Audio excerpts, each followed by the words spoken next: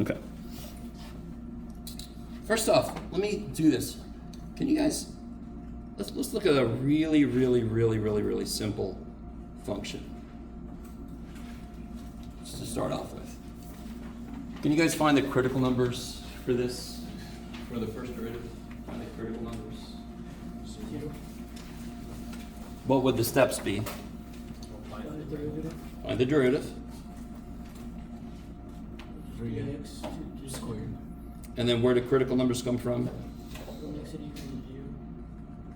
Equals 0, or in general when f prime of x is undefined. Now, of course, this is a beautiful, one of the best little polynomials ever, right? So it can't be this, but people sometimes forget this because it doesn't happen as often, but that's, you have to make sure you check for that too. So what makes f prime of x equal to 0? 0. 0, that's crazy. How do we investigate? So what does that mean? What does our result there mean? What does that mean?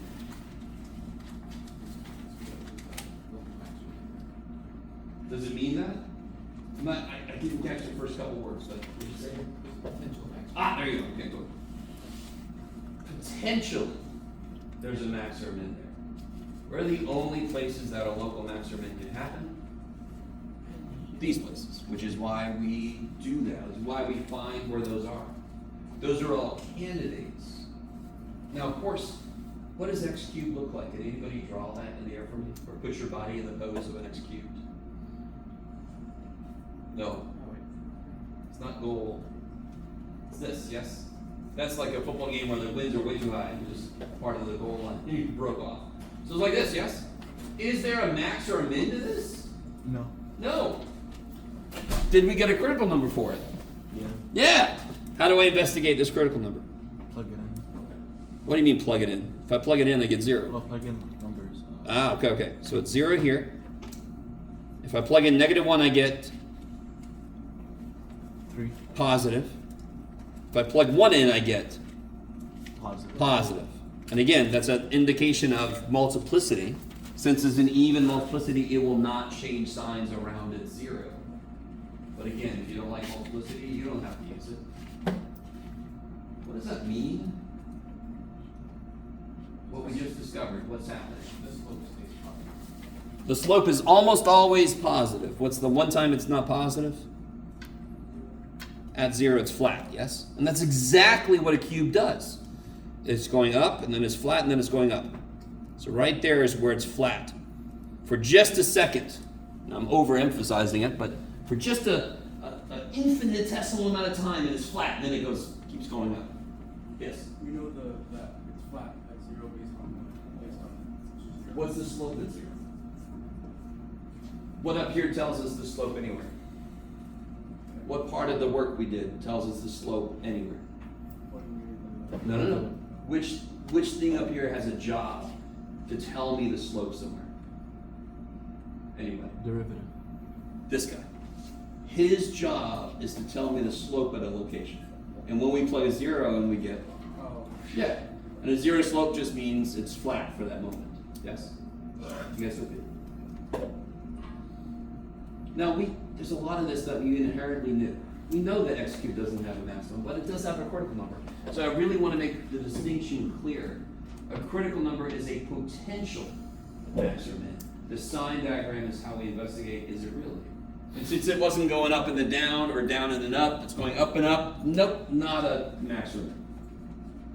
What's the second derivative of this? 6x. Critical number would be 0 again. Yeah. This is why when I say critical number from now on, I've got to be more specific. Critical number for the first derivative, critical number for the second derivative, because we use the same word. Right.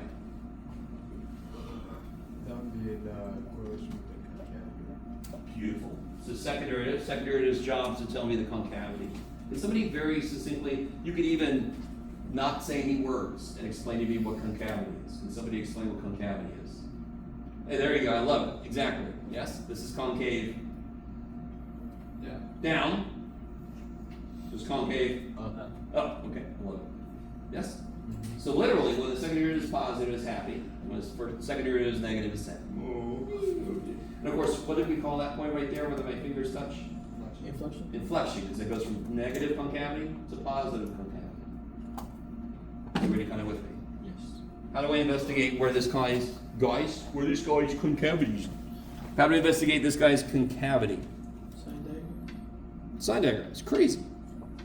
0 is where it's 0. When I plug a -1 in, I get negative. And when I plug a positive 12 billion in, I get positive.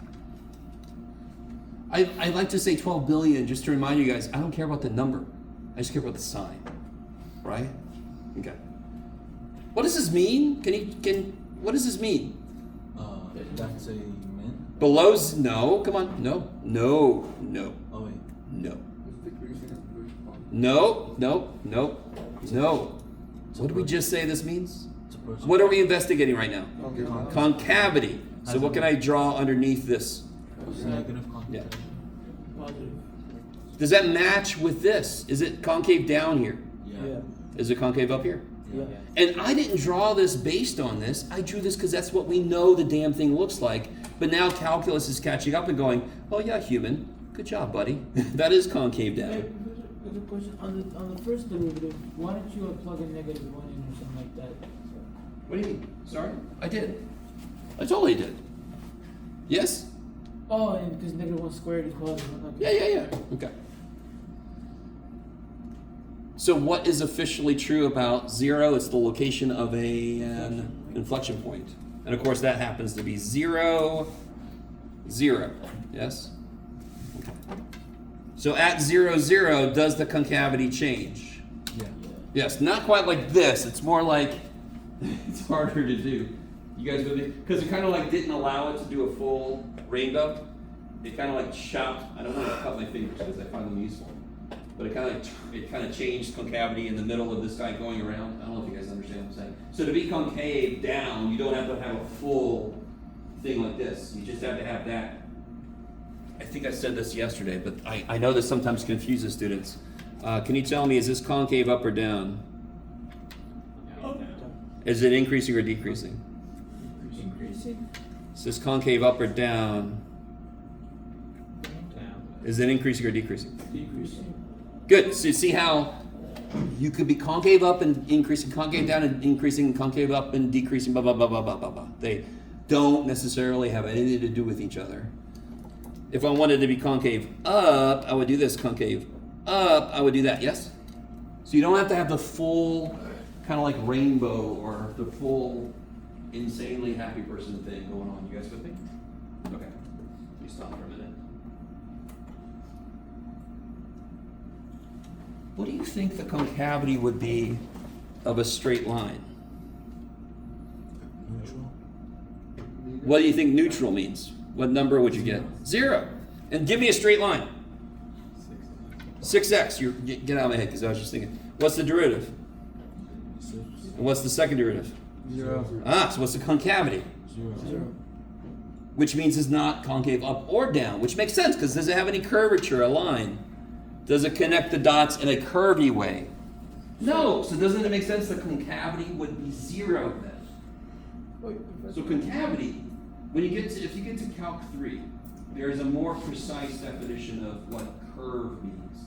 But for us right now, concavity is a pretty good capture of the curvature or something. And when it's 0, it's got no curve to it. Wait, so what do concavities, what do they apply for in real life? What do you use them for? Dude,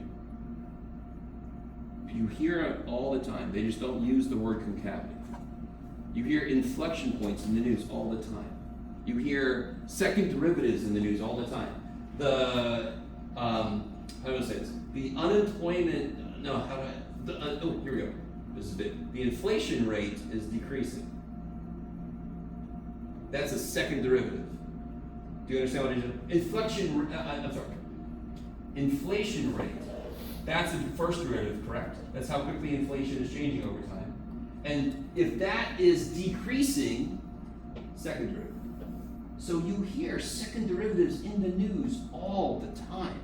All the day. Anytime a rate of change is itself increasing or decreasing. That's the second derivative. And how often does that happen?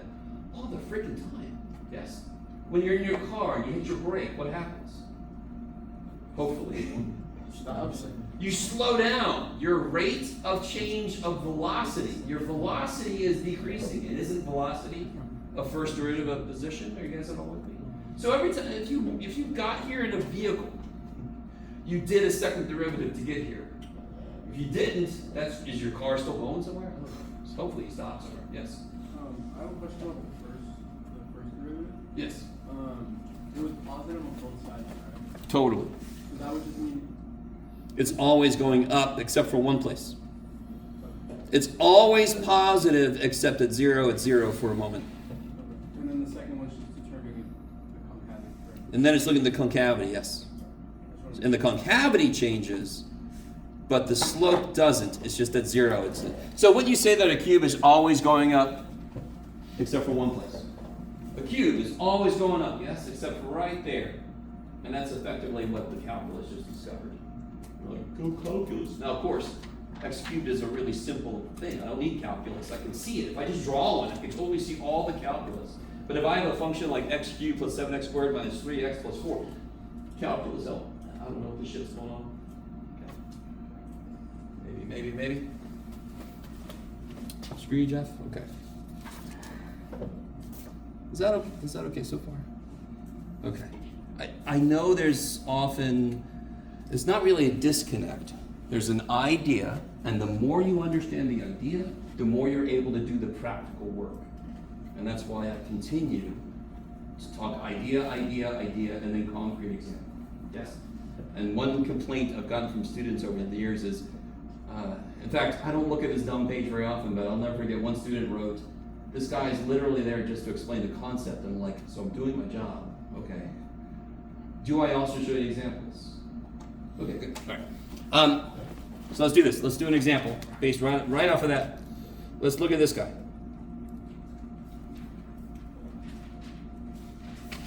Should you take the first derivative, which would be 6x in the second? I don't know. I didn't say what to do yet. Sorry.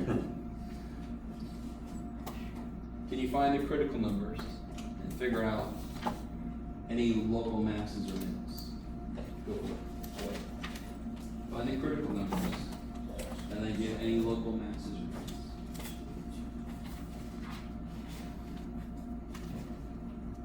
Feel free to confer with people here if you want to.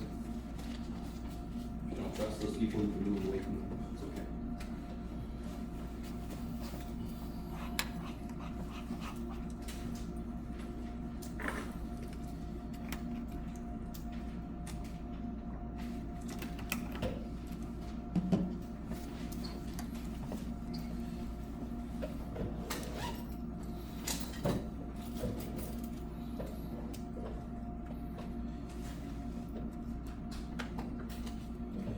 Zero, positive 3.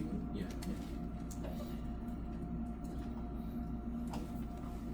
I feel that.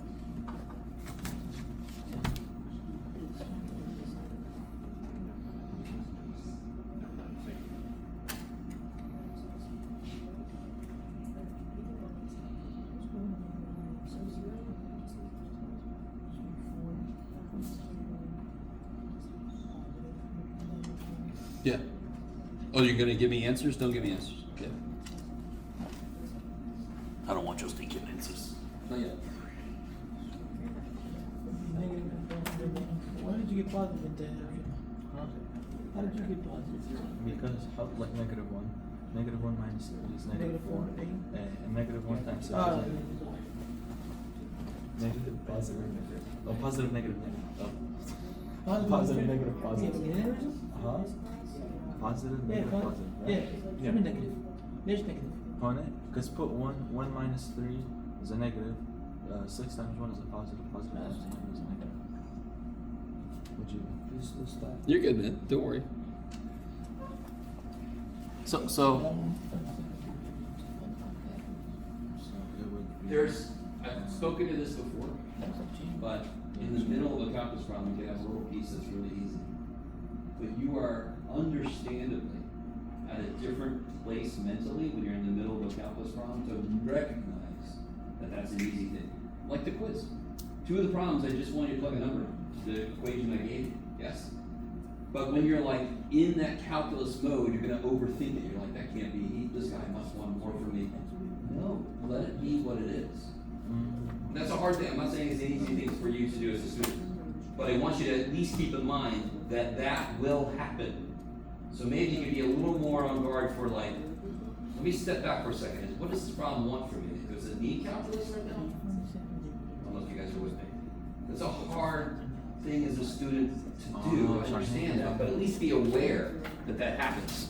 How do I find the critical numbers here? Derive. I did. Oh. Now what? Factor out the 6x. Why? Because I want to do what with this? Find the critical numbers. How do I find the critical numbers? By finding No, no, no. finding zero. Are you always going to factor your function? No.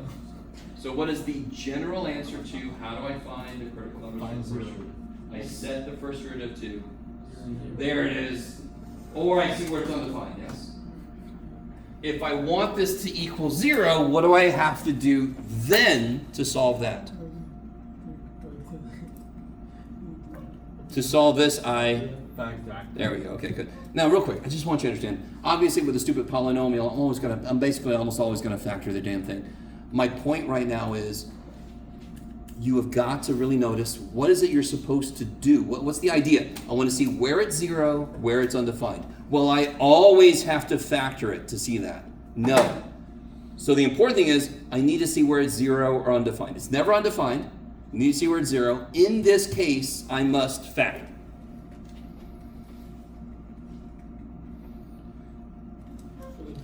I know some of you guys are like might be thinking to yourselves, God damn, what's up with this guy? See, we just factored. I mean, so when I said factor, you're fine. But your brain starts to look for factoring where that shouldn't happen. So what you should say to yourself is, I gotta make this 0 or undefined. And then you can go, will factoring help me here? What are my answers for this? 0 and 3. 0 and 3. That's crazy. So those are the what now? Critical numbers. And what are those? Turning point. Potential. So, Potential turning points. Good. Potential maxes and mins. Good. So now, like you said, investigate them with the sign diagram. You don't have to put a little z. I like to do it because it visually kind of like breaks things up into 3 regions for me. Yes, especially if you put more points on there, it get really confusing. I like multiplicity. Why? Because then I have to do less work. I like anything that makes it so I have to do less work. If you don't agree with me, you're an interesting person. If I plug a 4 in, positive, positive, then the sign changes everywhere because all the multiplicities are odd. Do you have to do that? No. If you plug a 1 in, positive times negative is negative. If you plug a negative 1 in, negative times negative is positive. I mean, so it's not that huge of a time savings, but it's a little something. Now you have to find a second derivative, right? No? No. What was my question? Critical. No? Oh. I'm pretty sure my question was find the maxes and mins, wasn't it? no. Yes. From the very beginning. Set critical numbers. What's the maxes and the mins here? Is there a max? Yes. Yes. At 0. And the minimum at 3. Now, really quickly, does everybody see why that's true? Does everybody see why we were able to see that so well? Because 0 has it. Because here it's going, what's it doing here? It's going up. Going up, and then it's Going down. going down, and then it's... Going up. So, of course, as I go up and down, that place I went up and down to must be a maximum, right? Okay, so let that be beautifully silly. Go up and then come down, I went to a high place. Yes, do you see what I mean? So in the middle of all this crazy-ass calculus, there's you went up and down. That's a big place. Can you Yes. still explain to me? Because I was getting mixed. Why would the 3, like when it goes back up, why would that be not the maximum? Is it because it's not next to No. the How do I get to this, where this guy is? How do I get to where he is? I go down to him, Right. and then up from him. So what is he? Minimum. A minimum. There you go. Okay. Okay. Since I go up next, that must be where I was the lowest. Because I went down to it up front. Okay. How do I get this? Plug it in. Where? The original. Good. function. So what do I get? 0. Good. And then this guy? 3 times 3, 27 times 2. 54 minus 54 minus 3 times 9, 81. 81. Yeah, Yeah, that's your job. Look at you, that's my job, shut up. My job is to grade what you say, not to say it, yes. Sorry, how'd you get that last one? The which one? The negative 27. How did I get the first one? Line. From where? From where it goes. Whose job is it on this page to make points? Which thing up here, its job is to make points my function goes through? Which one? Zero. First guy. The job of this is to create points, yes? When you first learn this shit, then you make an XY table, and then you plot it and then you connect it. So what's this guy's job? Make points. What's this guy's job? What's this guy's job? Find slopes. Kick ass. So right now, do I want a slope or do I want a point? Point, good, so I plug it back in this guy. So when I plug a 3 in, Oh. I get 2 times 27 is 54, minus 81 is negative 27. Okay. Anytime. I think so, right? Minus 81, yes. Yes. To see if... Oh! Yeah, this is kind of silly because there's no way a polynomial can be undefined. But obviously, if I had a function whose derivative was like 3x over x minus 1, is that undefined somewhere? Totally. So, and I want you to realize the neat thing is the derivative can be undefined, but the function can be continuous there. Yes? So a derivative being undefined doesn't mean the function has a problem there. In fact, the easiest way to see that, it's not necessarily this. If I have a cube root function, it looks like that. I'm overstating this, but it goes straight up for a bit. So that is undefined slope because it's infinite. Now this is also undefined slope, and that is still continuous, but that's a little bit freakier of a function. Yeah. Could you figure how do you find the actual the inflation points again? We'll get there. What do inflection points relate to? Maxes and mins and relate to first derivative. Inflection points relate to. Second derivative. We're not there yet. Okay. Is everybody with me so far? Yes. So if you ask for the absolute max, it would be the one. Yeah, we'll do a separate absolute problem in a minute. Yeah. I don't want to put that in the middle of all this. Okay. How do I investigate concavity now? Find the double prime. That's insane. So what would f double prime be? It would be 12x minus 18. Can you guys go ahead and find critical numbers? Don't tell me, just do it. Find critical numbers for that, investigate it, see if there's any inflection points. Take out 6. Yeah. 2 minus 3 shouldn't that be positive? 2x minus 3 would be Positive 2 cubes to make it positive and 6. it's 0 in the middle. 0, 3 3 over 2. 8. Yes, 3 over 2. Come on, when I get it. Just what's up? What do you do? How are you?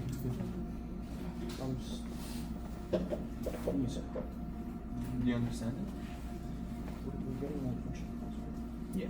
Critical, find the critical numbers Concavity first. is second derivative. Do you know how to find the critical numbers? Okay. No. Just Get this, that's how you find it. yeah, that's for the first one. And 33, that's what you get. Yeah, that's the first critical numbers. That's the first one. You need to find it for the derivative, for the second derivative. Do you know how to? No.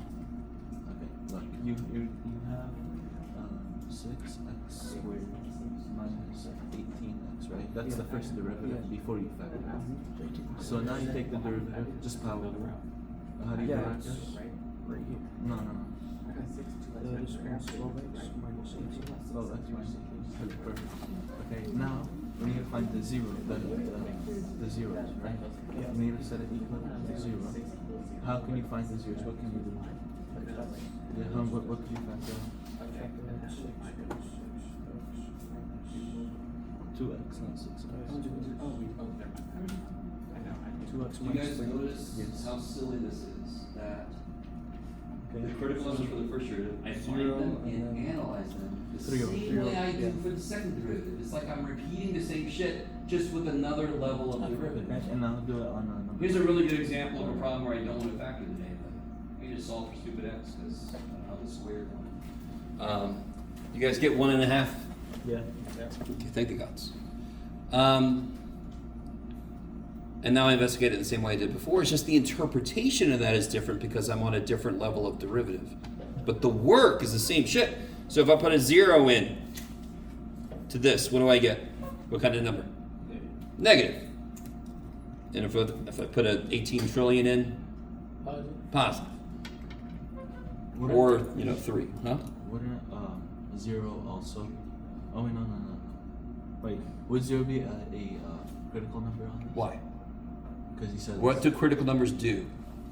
Critical numbers make the derivative you're looking at become Zero. 0 or, Or undefined. and when you plug a 0 in, what do you get? 0. When you plug a 0 in to negative this, 18. Negative 18. yeah, which is not 0, so it's not a critical number. Okay, what does this mean? Concavity down. Concave down?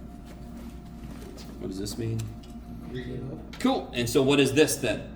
Neutral.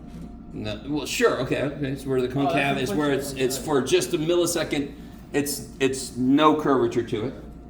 Inflection point. It's an inflection point location. I love it. Oh, that's what it meant. Maxes and mins are where it goes from minus to plus for the first derivative, yes? Or plus to minus.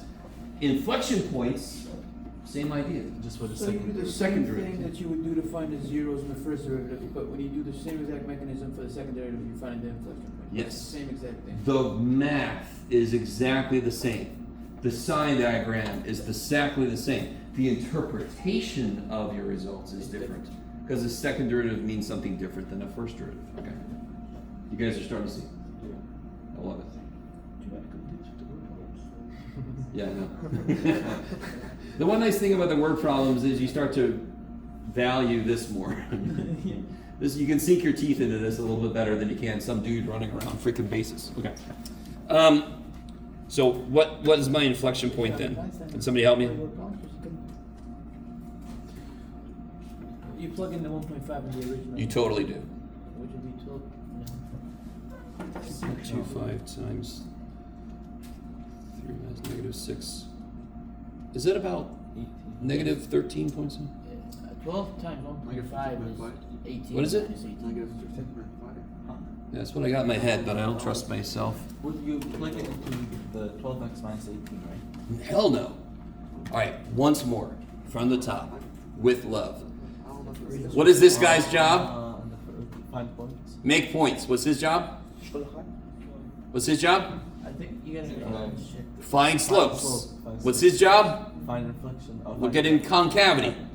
What am I trying to do right now? I'm trying to make a point. Oh, you use the first one. Yes. Negative Okay. 13.5. Do you guys notice? This is why I try to help you. If you weren't putting a prime or you were putting it too early, I try to correct you. Pay attention. Now you see, you gotta know what your F, Yeah, or- F prime, F double prime. You gotta have them distinct. And then you also have to know which one to use at a specific time.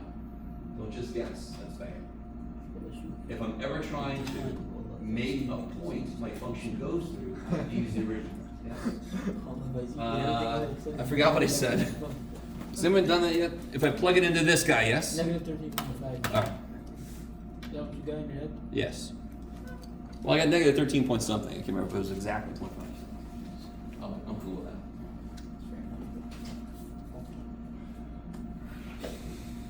And don't be amazed at that. I just do math all the time. So of course I'm gonna have shortcuts and shit. Alright. Let's try to graph this. Can you guys actually take a moment? Can you guys take a moment? Look at the function itself and you find the intercepts for me. The x-intercepts. X and Y intercept. When I say the intercepts, I mean X and Y. 0, 0. Great.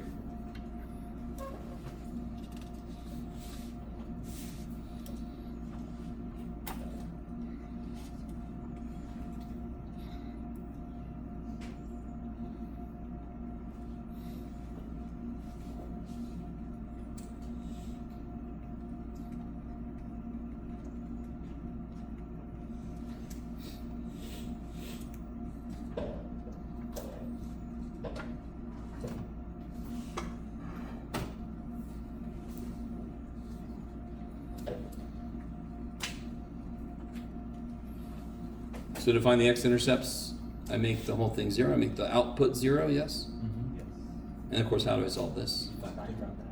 Yes. What's up? Oh, okay. Let me catch up to you. So of course, one intercept will be 0, 0, 0. 9 over 2. Yeah, 9/2, 0, or we'll say 4.5, 0. Okay. And of course, 0, 0 is also my y-intercept. Very quickly, why can I not have more than one y-intercept for a function? Makes sense. Because then it would be it wouldn't pass the vertical line. It wouldn't be a function. There you go. Let me stop for a minute. Not a full minute. You guys see how that's all math you can sink your teeth in? Yes, we know how to do derivatives. That's kind of like the first steps of this. And then it's repetitive. Find your critical numbers, make the sign diagram, plug shit in, see what's happening. Pay really close attention to which derivative you're working on, so you know if it's talking about up and down or if it's talking about concave up, concave down. Yes. So here's everything collected. Yes. Sorry, Alfie, could you just give us one more problem as example, but just do it from the other one of those half problems? Sure. Let's graph this one.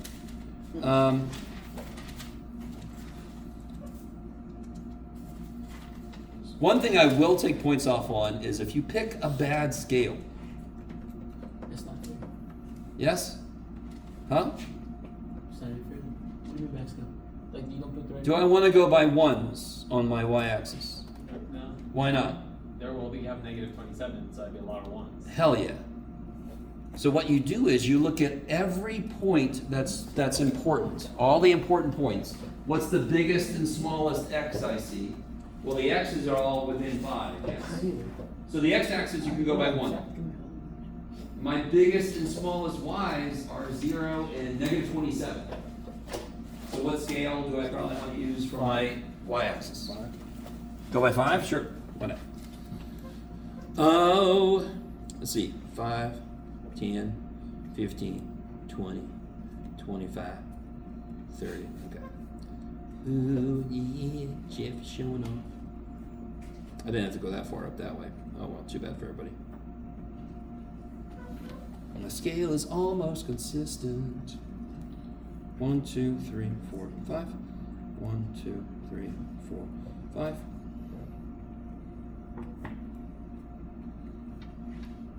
Okay. So I desperately want to show you, if you label your points, you have to keep less in your head as you graph this. So I can throw my anchor points down. What I call my anchor points are the intercepts. They anchor me. 0, 0, 4.50. This happens to be a max.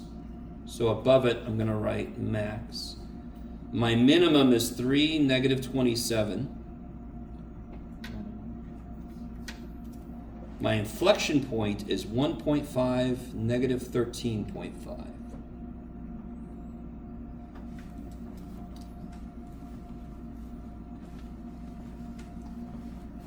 So all I need is to to see how this thing starts, and then I can fill it in. So how does this thing start? Negative concave. It is going up with negative concavity, yes?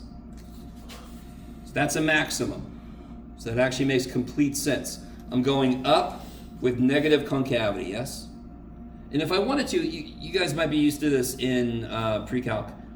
Can somebody do, what's f of negative 1? It's not too hard to get, yes?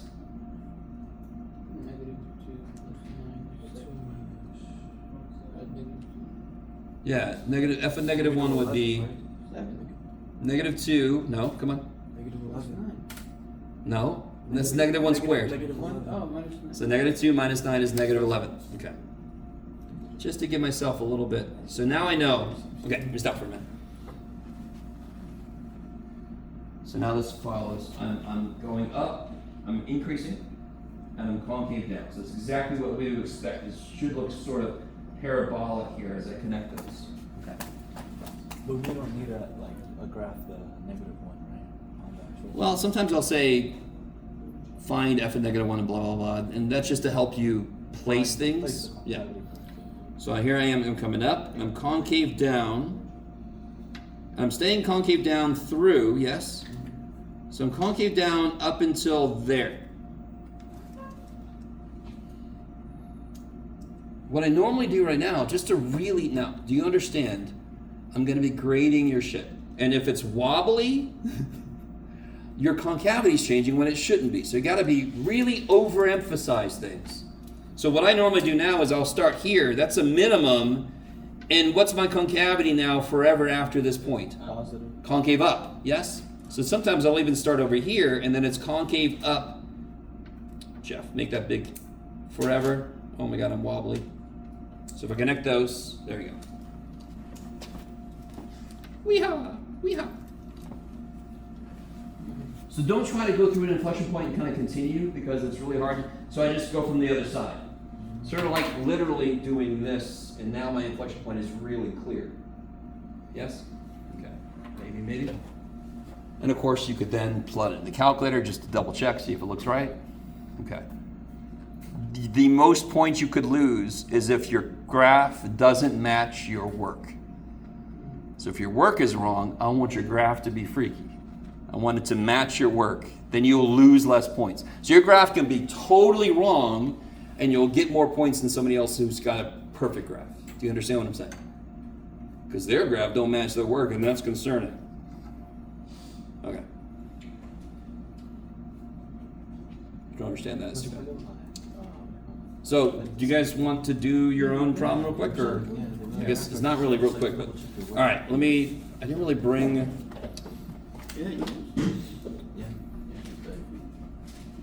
I was gonna make one. Oh, that's the one I made. Shoot, that's the one I You made. get this from the library? No, All right, let's see if I can make one. It's not too crazy. This leaves 100 times. Yeah. Okay. Exactly from the Yeah, it's the same one we have here. Yeah. Okay, this shouldn't be too horrible. Okay. Yeah, this shouldn't be too horrible. Okay. Just a little bit horrible. thanks, Joe. Anytime. Cheers.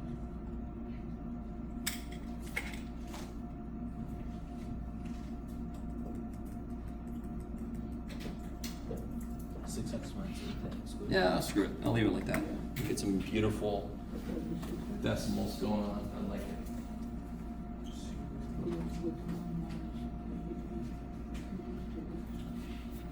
You guys get 0 and 1 over 3 for the numbers.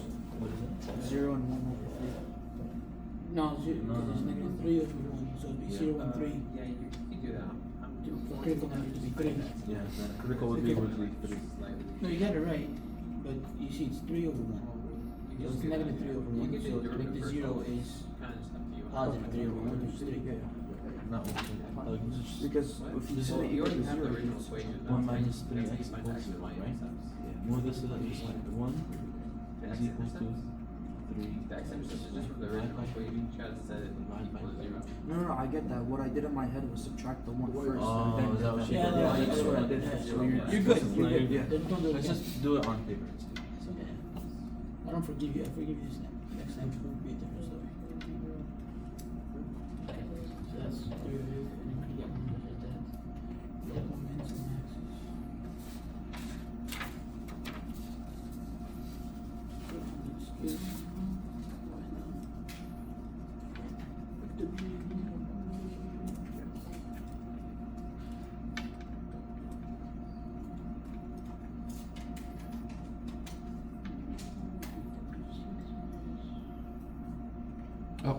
Oh, that's right.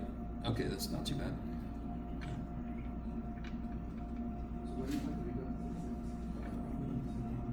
When I factor the original or? Oh, derivative 6x 1 minus Not too bad. Not too bad. You got omitted for your diagram? Yeah, but you also got on the It makes sense. Yeah, this is good because that will show you some. Don't graph. We'll graph together. I want to show you Send some. this to yourself. Yes. Okay, so there's Finished no A. maxes and minimums. There's no local Yeah, maximum. those minimums. Yeah. And then the second derivative, Is 6 minus 8 minus no. What's 18 times 2? 20, 40, 36. What'd you just say? Isn't that wrong? 0 and 3. I got 9 for. Why would that be true, guys? Come on. Negative 3 over 1. Which make this 0 be 3. Positive. Is it No. supposed to be positive? Put a negative in. Look, so that'll be negative times positive, I agree. Mm-hmm. If you put 1 in, This would Positive be is- right here. No? well, no. Positive times, This is positive. yeah, if you plug a 1 in, if you plug a negative 1 in, this is negative. If you There's plug negative. one- I'm sorry, negative times positive is negative. I agree, okay. Yeah. This would be positive times a positive. If you put 1 in, See, Yeah. no, it's still negative, right? it's negative because negative 3 times Sure, 1 sure. is negative. Negative. Vehicle. What do you guys do? I know what we do. This is not kidding. No. All right, you're being a little. Well, we'll see. Okay, you're being a little mean to yourself. Let me see. Wait, what were your critical numbers? 0 and 3. 0 and 3? Oh, that's what went wrong. For me, I didn't pick up on it. Why is the critical number 3? if you factor out the 6. Why is the critical number 3? Is 1 minus 9 0? I thought you. No. Where'd you get your critical numbers from? One of them is 0. So, Yeah. so How'd you get the other one? it was 6, Factor. 6x minus 18. Make x 3. What do you get? 5 and 6. That's Okay. Yeah, it doesn't matter. But 6x equals you 0. should take it X is 0. 1 minus 3x equals 0. Solve it. Derivative. It's not 3. Yeah, you're thinking of the, you No, put it's the critical negative numbers 130. back in for the points. Now it's all good. Right? No, that's because you have to divide negative 3. That's also 130. Yeah, there you go. That's why. So you're investigating this. You know what it was? We got too complicated. We were giving it too much of this. Yeah. That's okay. And then we just went by it. Yeah, it's stupid. That's okay. Oh, so 130. Yeah, I did. But I mean, if it's negative over here, negative over here. I got positive and negative. Yeah, okay. Does that happen to be the same answer? Yeah. If you put So it's 192. Yeah. So we got the same answer. There you go.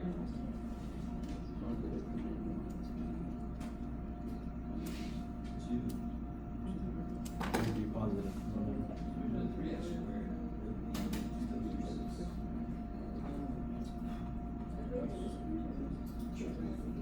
Then factors, you can see what it's. So there's a minimum and there's a maximum.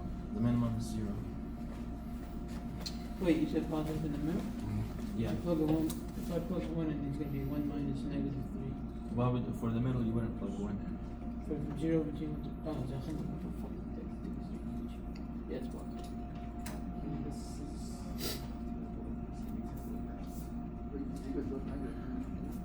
Negative, positive, negative.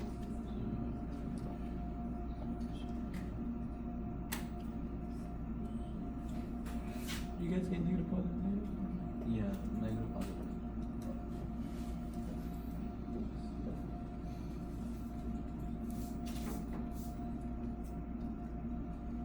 So the 0 would be the minus, maximum. Well, maximum would be 1. But there. That's what I got.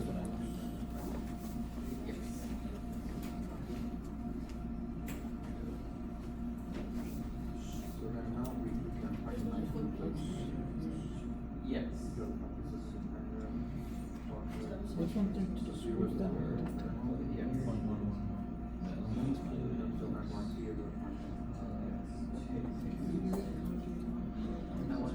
Okay, that's the maximum. Second derivative would be 6 minus 18. So if we're nice to ourselves for scale, we'll be okay.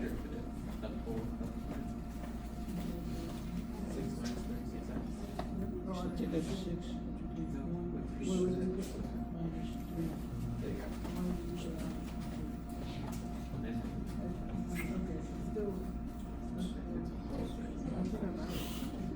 It'd be the same thing. For the second derivative? If But you for the take out- second derivative, the first one is positive, right? Shouldn't. Yeah, but I'm saying this one, this is still the same thing like this. Basically. So how'd you get? 1 minus 3 Okay. 190, right? Huh? For the maximum? 130, What did you get for the maximum? You got it, Vic? You said 1 Well, no? what's in the next thing? No, no, no. 0.11. Yeah. Oh, yeah, yeah. Point one. And we're gonna find if it's an inflection of it. This is where multiplicity helps out a lot. Just plug it back into. Oh, wait, no, you just plug Okay, it so those three goes through, I'm assuming to be negative.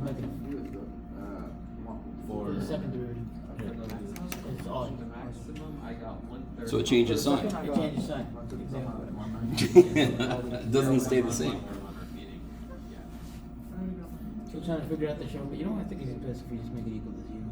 Is it? Pretty sure. 6 minus.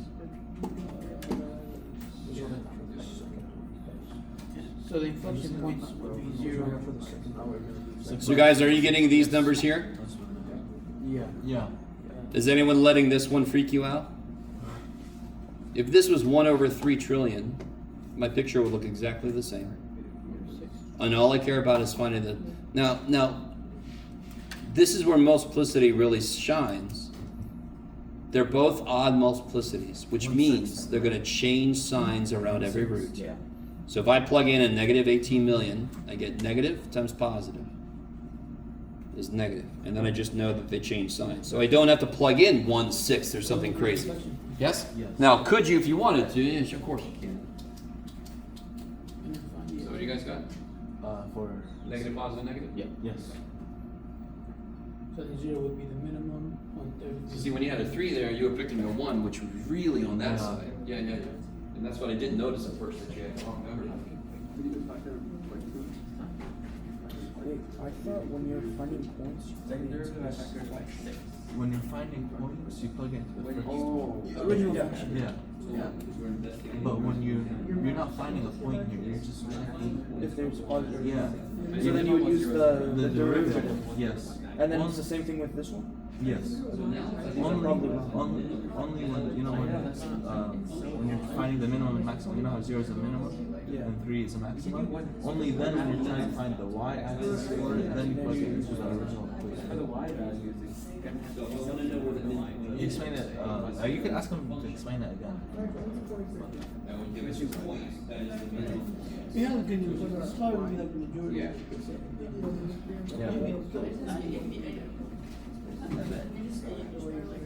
It's just so, okay, so the inflation points, once you find the inflation points, Inflection? inflection points are, I made the same mistake earlier. right, then, you find the x intercept to the backside? Like, what do you mean? How could that be an inflection? No, but I'm saying this is what makes it equal to 0. So how would you find the inflection? How many critical numbers did you get? 1 for the second derivative. Just one, yeah. Yeah. So, So, yeah, but then this is for the second derivative. I mean, so how many? No, you got 2 critical numbers for the first one. For the second How many derivative. things make this 0? Yeah, 0 and, No, 6. put a 0 in. Show me it makes it 0. you get 1/6. There's no x here, right? So there's only one way to make it 0 because there's only one place with an When x. you do the second derivative, does it always lose one? It's the exact same for the first derivative. Degree? Yeah. Yeah, we know that. So We've it known loses that forever. Critical number. number. Critical number. Loses Oh. one critical number. That's what I was trying to. Because it's the second time you got us with the same trick. Not every time. Couple things. Not for every function. Even for polynomials, you could have repeated critical numbers. So you wouldn't necessarily be losing a critical number because in some cases it's repeated. Does that make sense? Yeah. You are going down in degree, which means most often you would lose critical numbers as you go, but not always. So try not to generalize too many things. Yeah. Okay, so once you find, So we'll go to the library, find the book, and then go to table of contents to take the picture of the names. Yeah. Do you want the picture? Yeah. It's like for all the 3.1, 3.1, whatever, they're gonna have the names. You can search it up on YouTube for the picture. You want the picture? Yeah. You also want the picture? What? So I'm gonna go to the library, go to the table of contents of the book, and take pictures of the section names. Do you want that picture? Because you can So you can search it on YouTube. Yeah. No. So Like each how I- section has a name, right? You know how like section 3.9? It has a name, so you just search up on YouTube the name of it, and it would give you like a review. So you can review it. That's how you guys do it. Well, that's what we do if we don't have like a lot of time on I just it. watched the video. You watch the video? Yeah. I've never watched the video. It's what? Manichi. Yeah? No, I was watching the back. I'll start watching his videos. I don't know. I said the more research you have, the better. All right, guys. 100%. Did you guys get the minimum? Yeah. What's the minimum? 0.0. That's crazy. You're supposed to practice this. What's the maximum? 0.33. 11.11 or 19. Okay. We'll approximate when we're about to graph. Yes. Sorry, on the test, if we put the decimal version of the one instead of the fraction version, that point's off or no? No, this is fine. In fact, to be honest with you, I'm going to make my scale fractional. And you'll see why in a minute. Yeah. No, I'm saying if you put Just put the, you can't put the decimal there, right? No, you could. Oh, you You could. could. It's just bad because then you're approximating when you don't really need to. It's bad to approximate in the middle of a problem. Sometimes we do just because we're doing it by hand, but these aren't bad fractions. We'll let them be. If you did put decimals, you're fine. You're fine. Here, if I investigate, yeah, I probably will, sir. As long as you know it. As long as you know to expect it. If I plug in 0, I get positive. If I plug in 38, I get negative. So what does this mean? the concavity up, It's concave up. and this one's concave down. This is concave down. So then 1/6 is the location of Inflection. inflection point. So the inflection point is 1/6.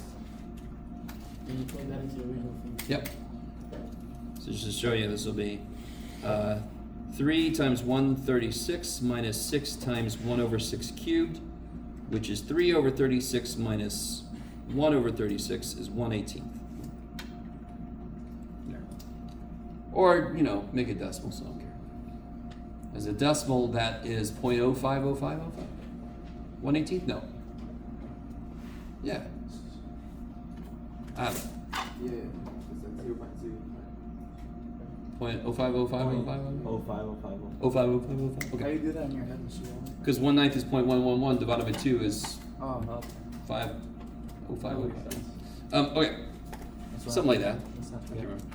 That's what happens when you do math. Is everybody semi with me?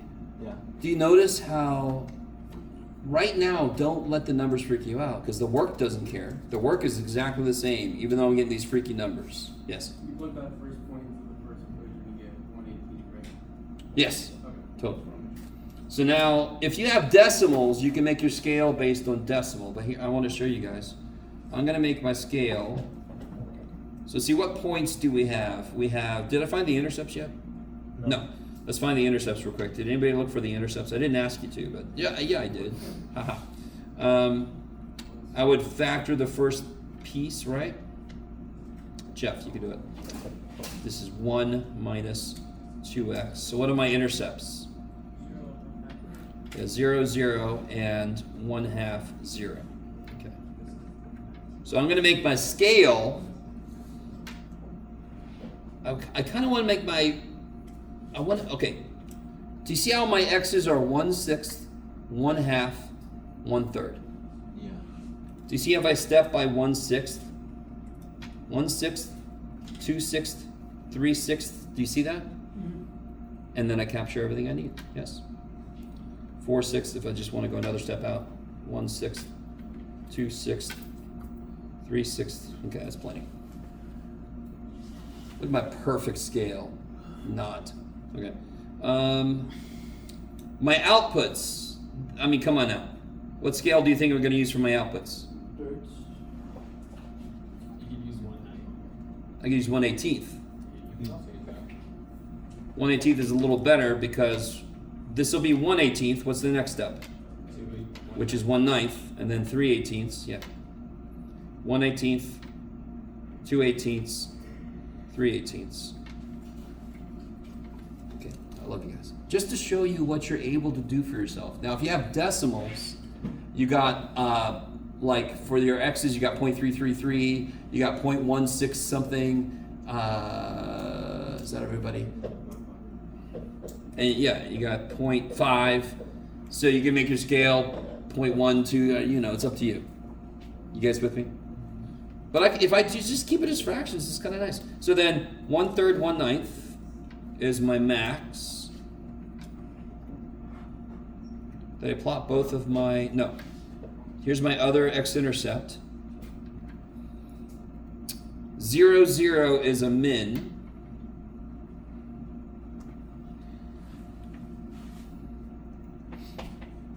And my inflection point is 1/6, 1/18.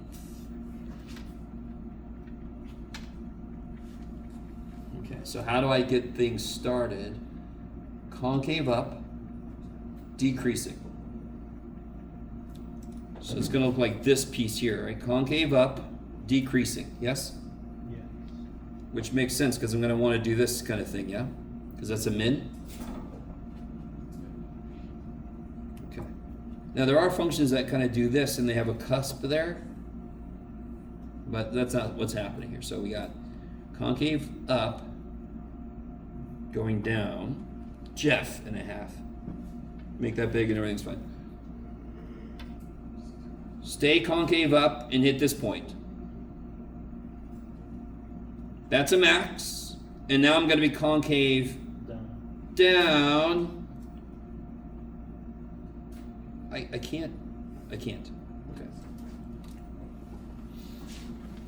Make your points big, everything's fine.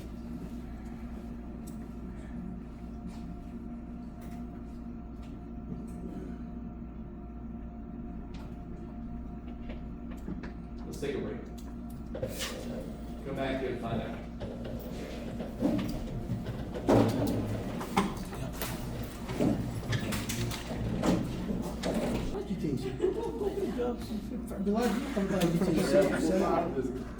Probably actually, yeah. GTA 6 is the only exception, bro. It's coming in November, no? Yeah. Pre-order you can buy it right now. But I'm telling you right now, if it's subscription based, I'm not paying $5 a month. No, it's like 120. Okay. It was $720. Wait, is it really? Yeah. Yeah, you could pre For the I regular? thought it was 79. No. It was. They're It was. boosting it to 120? Yeah. No, there's 100 and there's 120. I thought you said it was 79. What is 120 then? The premium one's like 100. You said the premium is like higher. So. There's like two versions. The normal one is like $79. Yeah, that makes more sense, yeah. I mean, I was expecting it to It's be like 80 and 100. Yeah, it's like 9 or like, yeah, the 100. So guys, real quick, just to show you, x to the 2/3 is an exceptionally freaking function. Believe it or not. Derivative is this, critical number. Why is the critical number 0? Because any number to the negative or like it's So always it's gonna be 0. When the exponent's like a negative. Because it makes it's the gonna be on the derivative. bottom. It's gonna It be on makes the the bottom. derivative Zero. 0. Infinite. So in this case, it makes the derivative Undefined. undefined. Is what you were getting towards. Okay, I like it. Your number is 0. That's why I put a little u here, yes? Because that's where it's undefined. And then when I plug a negative in, I get negative, and when I plug a positive in, I get positive. So essentially, if it's anything with a fraction in it, then most likely it's gonna be undefined, like when we, for the critical numbers. Oh, Because if it's since just like a taking regular- derivatives makes it go down by 1, fractional powers will eventually go to a negative power. That's basically what you're saying. Yeah, But if I made this x to the 28/3, a few derivatives is not going to make it negative. okay. So be careful about generalizing, but they are the ones that have a potential to become negative, and then you'll have undefined critical numbers that make it undefined. Okay. Second derivative is just At the bottom. multiply by negative 1/3, and then you can take it down by 1. Is everybody with me? Yeah. This part here freaks people the shit out. What is that power saying? It's saying Three that things. The x is on the denominator. So negative means flip. The 3 means cube root. This 4 means fourth power. So do you notice how that means it's always positive? So fourth power, correct? Yeah. So when it's not zero, it's positive. And what is this always? Negative. So always positive, always negative. So what is this always negative? Negative. Where's the only place it's not negative? When the poor little dude is undefined. Can we stop for a minute? And again, you can just plug shit in your calculator. But people will look at this and they'll go, when I throw a negative, negative times negative is positive. I'm like, that wouldn't be negative because it's a fourth power. Really easy to overlook that. And then your function, your graph gets really freaky. Okay. So it's a cube root to the fourth power? It's a cube root of a number to the fourth power, which will always be positive if it's not zero. So if the power, like if the 4/3 were like 4/10 or 4/1 it would still be positive no matter what because of the 4, right? If it was like 4/12, that's 1/3. So it gets tricky. So don't try to generalize things too much. Yes. So as long as the numerator is bigger than the denominator, it would be positive. No. Because it's to the fourth power. What's one way to make a number always positive? What can I do to a number to make it come out positive? X to the Square. second, X to the As long as it's not zero. Or you can take the absolute value, but X to the eighth. we're not going to do that. Yeah. So the power here is 4. And it's reduced. The fraction is reduced. Power's 4. It almost doesn't matter what the shit's going on. Otherwise, it's going to be freaking positive. Anything to the fourth power, and we're not using complex because it's numbers. even. You guys with me? Yep, that's true. So the actual sign of the function is completely dependent on this guy. Yeah. That's why he's negative everywhere except where he's undefined. Okay. How many is this? What does this mean? The Concave down, and here it's concave down. still concave down. Okay. So there's So- no inflection point. No inflection point, yes. So watch this, a very rough sketch. There's a min at 0, 0, correct? And it also happens to be the intercept. Yes? 0, 0 intercept. Yeah. It's concave down and decreasing. Can you guys, on your paper, wherever you want to, can you draw concave down and decreasing? I don't care what it looks like. Can you make it concave down and decreasing? Draw a little segment that's concave down and decreasing. And if you were just now looking at me, I sort of did it. So I'm not going to do it again. Try to draw something, not for everybody, that's concave down and decreasing. So obviously, this is decreasing, but it's neutral. This is decreasing, but it's Positive. concave up. Or concave. This is decreasing and concave down, yes? So decreasing, concave down. Make it big. God damn it, Jeff. And what's it doing after this? Concave. Increasing, still concave down. So this is a example of a really simple function that has one of these kinks in it. And if I just draw it a little better for a second, there we go. It's got like this. This is like the way I drew birds when I was a little kid. I'd either do that or I'd do this, yes? But yeah. That is an in the wild example of something that gives you that kink in it. Concavity remains down. So there's a minimum that's happening at a location where the derivative is undefined. How's that possible? How does something There. go down? No, I'm saying, how does something go down but yet it's increasing? No. Like the concave. No, what you just said can't happen. I agree with you. It can't go down and be increasing. Right. But I can be concave down and decrease. I can be concave down and increase. That's concave down, correct? Yeah. And I'm decreasing. Right. That's concave down, correct? And I'm increasing. It's just a decision as to how to connect 2 points. If I connected them like that would have been concave up. Connect them like that, it's concave up. Yes? Derivative is slightly getting smaller. That's why. Okay, I like it. Okay. Alright. So, the immediate next thing I want to do. Yeah. Okay. This kind of kicks ass. I want to come back to something we just did a second ago. Yeah, let's look at this. Do you remember when we got this derivative for the problem we just did? With all the beautiful fractions, yes? And then we got this for the second derivative. Now, real quick, can you become a number? Screw you. There, okay. What were the critical numbers again? 0, 1/3. Now watch. I'm not even gonna tell you why I'm doing this. If you take each critical number and plug it in, if we plug a 0 into the second derivative, what do you get? 30, negative 30. No, if No, you plug a six. 0 in, Six. you get 6. Where did I think that? I don't know. At the moment, that doesn't mean much to us, yes? Yeah. Like, wait, good job, Jeff. That's a critical number. What if I plug in 1/3? Yeah, because 1/3 of 36 is 12, 6 minus 12 is negative 6. What does this mean then? What does it mean? 6 is greater than 0, yes? Yeah. So at 0, what's the concavity? Positive. Up. And 0 is a critical number.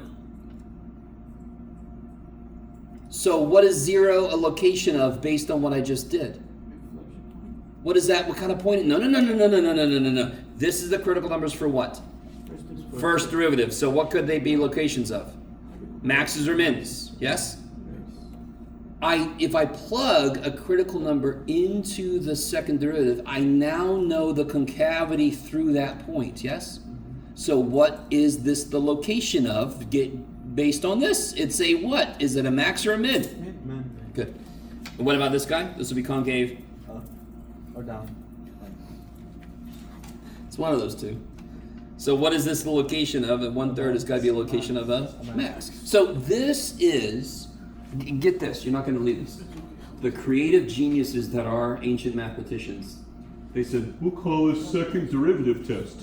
So the sign diagram we made, guys, shut up, guys. The sign diagram we made is officially called the first derivative test because we used the first derivative to do it. What I just did, do you see how it's kind of a shortcut? Yeah.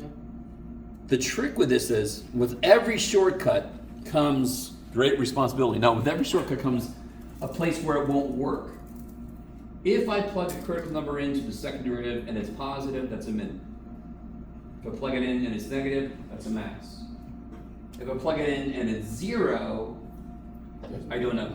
I have to go back and do the first derivative test. Do you guys understand what I'm saying? That's a good way to do it. So if I said, find the maxes and mins using the second derivative test, you don't have to do this. In fact, if you do this, you will lose points. Because that's the whole idea of a second derivative test, is to be a different way to do it instead of And the this. second derivative test is just to plug in a 0. Yes. Yes. Yo, God, that's nice. So, but don't you, when you have to find the local max and min, you have to take the critical number and plug in the critical number into the original function to find the other point. This one you. Well, I mean, to find the point, I got to plug it in to get the point. Yeah. Yeah. Same thing I had to do over here.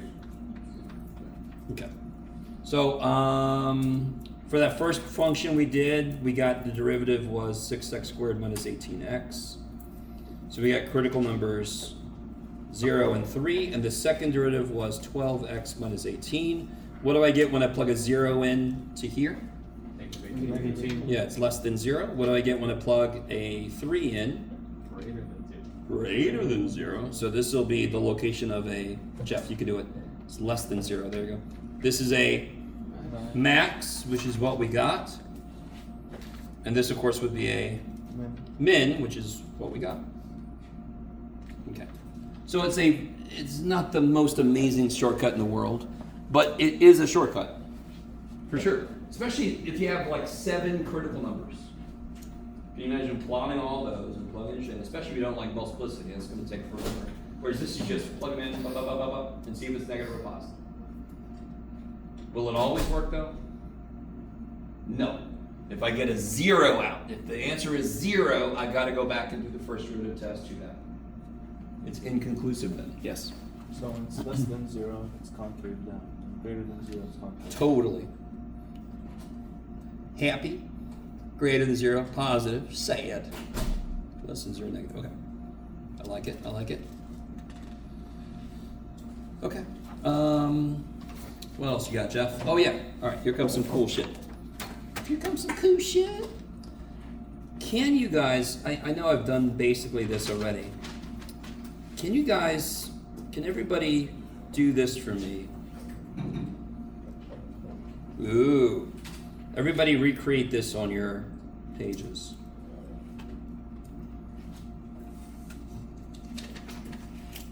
We've seen this kind of a thing before.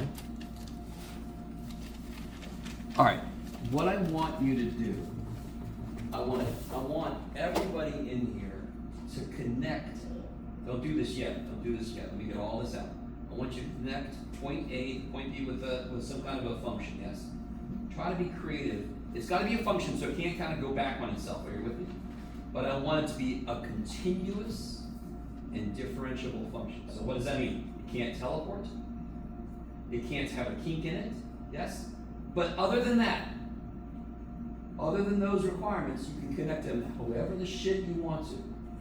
So one way to do it is just, if you want to be that way, be that way. Can you all try to connect those in more interesting ways? It's got to be continuous and differentiable. Connect those two dots.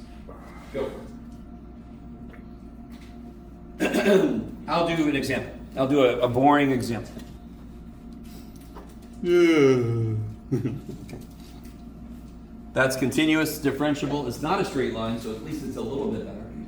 Yes? No, it could have went, then it would have been concave up instead of down. You can have a lot of waves, whatever the shit. You with me? Just don't come back on yourself, because then it's not a function. Yes? The what? Has everybody got something drawn? You got it? Does it have to start at that point? Or Yes, it must start at f of a and then at b, comma f. What'd you do? I'm not sure how else you would do that. Oh. Guys, can you draw a dotted straight line as the crow flies? Yes? Whatever the shit this looks like, Do you have to mimic the same we drew? No, it's through. see that? So if you drew something a little more interesting, maybe you did this, whee, I would still be able to draw. Yes? Yes? You guys with me? So maybe somebody has one that looks more like this, maybe? Anybody? Little Loch Ness Monster action going on? I have a roller coaster. Roller coaster, exactly. Of what? No. Okay. Roller coaster. The part A, then mine looks like a bow and arrow kind of thing going on. Can you all see the slope of the dotted line you drew? Does everybody see the slope of the dotted line? You with me? Can you find a location, at least one location on your graph you made that has the same tangent line slope? So for me, I would estimate it to be about right here. Parallel, yes?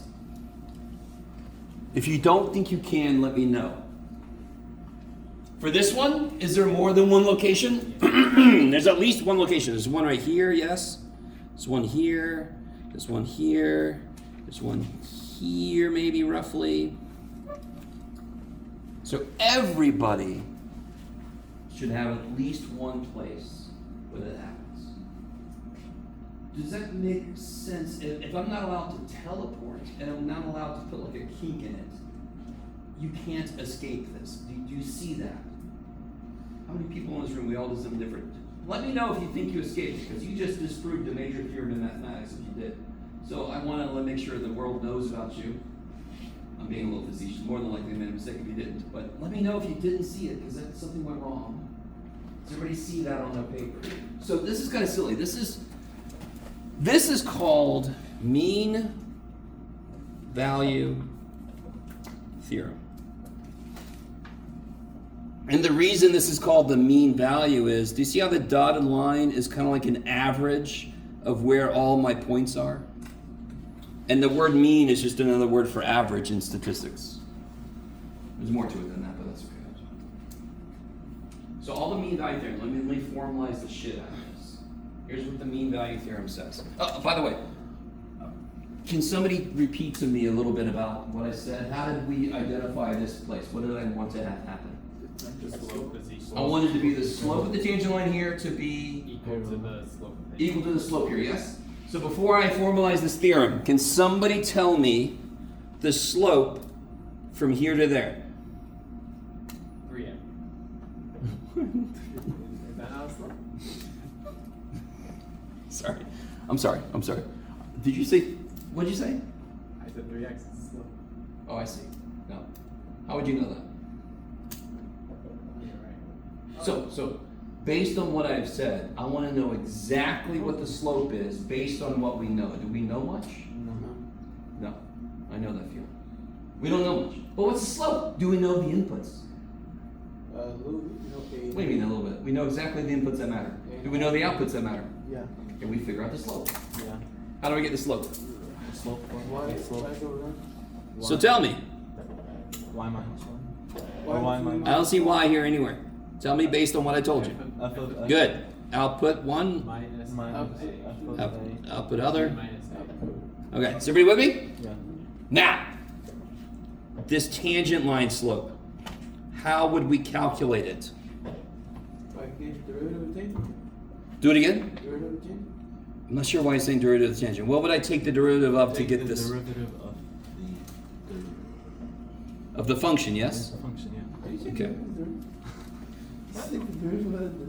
This one I can get because it's a straight line, yes. This one's not a straight line, so I have to use calculus, yes. The thing I love about this theorem is, I've had several problems that I gave you, this is in the homework, it was on the test or whatever. We had to relate those two ideas.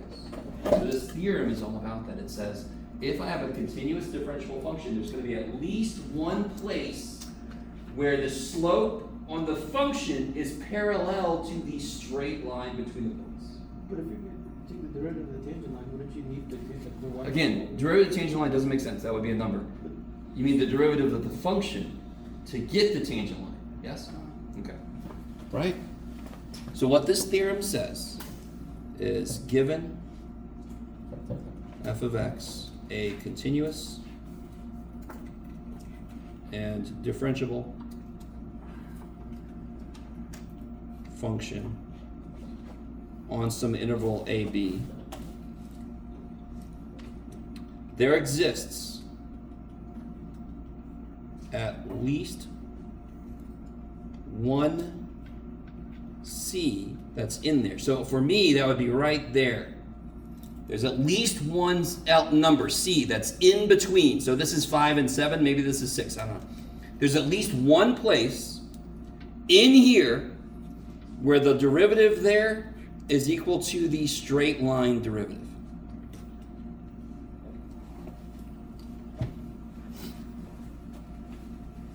That's exactly what we drew. Every one of you, did you find at least one c where the tangent line slope was equal to the straight line shot? Did everybody find that? If you didn't, I asked you to tell me that earlier and you didn't tell me. That's all this says. So for my picture, there was exactly one place. If you had some more interesting hills and valleys, you had more than one place. Okay. There's no way to escape it. If I made a straight line itself, every point on that straight line actually works. Yes, sorry. What did you say CE meant? I'm sorry. Is that whatever? I'm sorry. Epsilon? This is a word to me. I'm really sorry. This means elements of. Is element of another way of saying like? It's in there. Yeah. So A to B is the set of all things between A and B. So essentially, There's some number in the middle of those. Some number in there. so essentially the mean value theorem is literally on a continuous differential function there has to be something in the middle of the 2 points that. Doesn't have to be in the middle, but somewhere, yeah, I see what you mean. Somewhere within those points where the straight slope is equal to the slope at that point. Yes. Exactly. You guys at all with me? I wanted to start with just everybody drew it. Everybody drew it before we knew it was a thing. We all found this shit.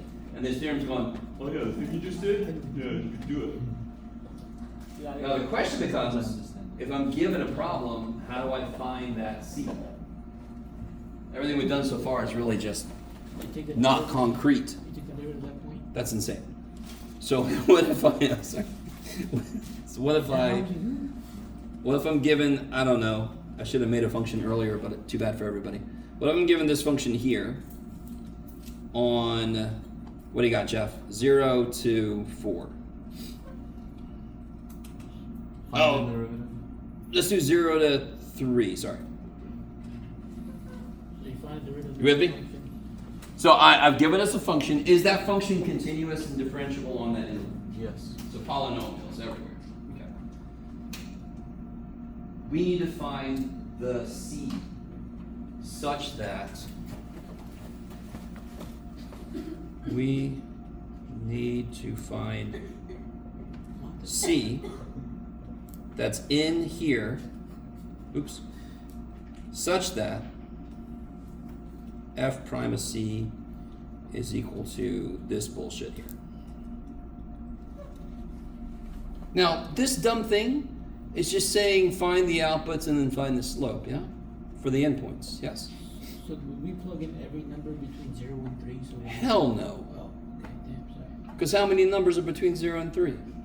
2. No. Oh, you mean What about 5, 1.173? Infinite. What about the square root of 3.879? Oh, I need a professor. I know what I'm sorry. But this is continuous, so this is all numbers. The answer could be 1.173. I don't know. Any suggestions on how to do this? Take the derivative. Use the derivative. Yeah, derivative is a really good idea. So what is the derivative of this? 2x minus 4. That's insane. That's this side, yes? How do I figure out this side? Plug in. Yeah, what are my 2 points? 0 and 3. No. 0 and 3 are the inputs. What are my 2 points? Oh, you plug in the Plug 0. in. Plug it into that. So 0, 0. 0, 3, Minus 12. 3. negative 3. Yes? Let me stop for a minute. Let me stop. I have found the slope everywhere. What am I about to do here? What am I about to do here? You're about to plug in. Oh, you're about to find the You're gonna make I'm about to find the slope of the Tangent. line, yes? tangent line. And then I want to figure out where is this equal to that. That's it. The theorem guarantees there's at least one place where that's true. So what is the slope here? negative 3 minus 0 over 3. Negative 1. Yeah. So then the theorem says take the slope everywhere. Actually, let me put a c in here. Just make this more specific. F prime is c. And I want to set that equal to. Negative 1. Then you add 4. Yeah, then you just reconsolve it, yes? So that'd be what? 3 over 2? Yeah. So 1.5. They don't have this on the test. Huh? They don't have this on the test. Not this specifically, but we had something that feels like this. There's a problem where I said, find a tangent line that is parallel to this. So that, yeah. And that was an example where we took a slope from calculus and we set it equal to a slope that we want it to be. This is a little bit different. Same kind of idea behind the back, but the theorem is different. The idea is different. But we are taking, this is what I want it to be. This is what it is everywhere. Set them equal and I can figure out where that happens. So that's the formula for the mean value theorem? This is the process for the mean value theorem. Right here, this process. So the theorem says you're guaranteed to have at least one C that does this. So then this is what we set up to solve for C. Yes? Oh, so it's y2 minus y1 over x2 minus x1. Yeah.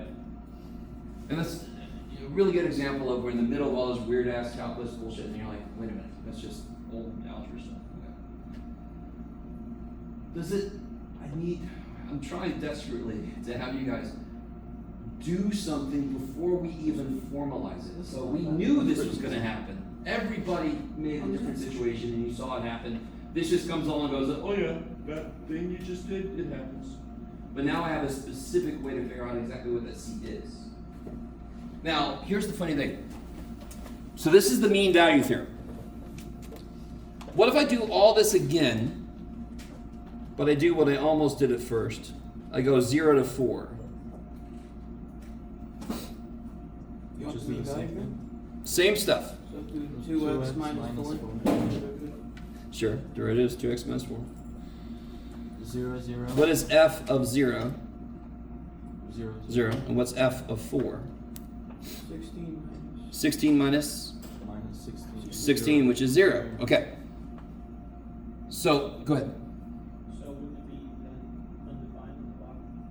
No, because the inputs go on the bottom. Right? Y is on the top, inputs on the bottom. Okay. So my interval, as long as my interval has width, I'm guaranteed to have a non-zero bottom. Yep. But you said the mean value theorem guarantees that there's at least one, so there can be still more. Totally. Right? So real quick, do you understand there's more complicated functions than this? Yes. If I would have had a cubed, this would have been a squared. If it's a squared, could I have more than one solution for equal 0? Yeah. There you go. So, and if this is a fourth power, that's a cube, I could hit 3 answers, yes?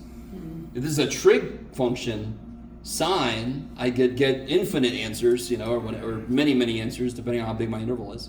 Does that make sense? Yeah. So you can imagine, this was a very simple function. That's why I only had one value of c that worked. Now, I want you to realize, this does not change the setup. It just happens to be that, what do I want my slope to equal? 0. I want the slope to equal 0. Yes? Because, right here, if you do the old style, it'll be 0 minus 0 over 4 minus 0, which you're not going to believe is 0. So then I take this, and I still set it equal to what I want it to be, and I get x is 2. And that makes sense because this goes like this. The vertex is at 2, so of course it's going to be where it's got a flat slope, yes?